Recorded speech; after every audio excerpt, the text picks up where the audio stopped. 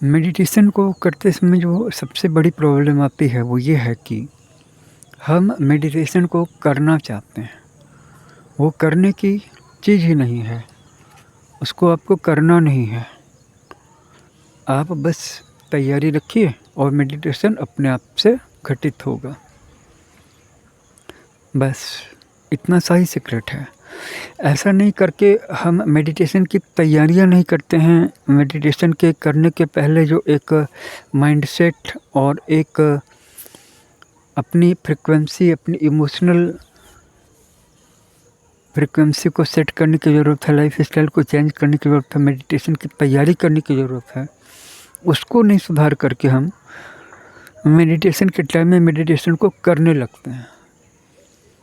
Meditation करने की चीज़ नहीं है, मेडिटेशन तो अपने आप होता है। आप बस उसकी पूर्व तैयारी करो और जब मेडिटेशन करने बैठो तो उसको करने की कोशिश मत करो।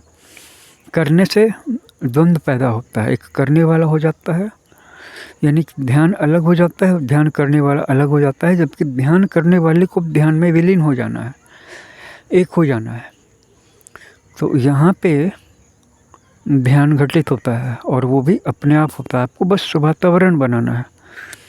इसीलिए मैं ध्यान से ज़्यादा ध्यान की तैयारी के बारे में चर्चाएं करता हूँ। और ध्यान की तैयारी का सबसे पहला सूत्र है, अपने आप को ऊर्जा से भर लो। और ये कैसे होगा?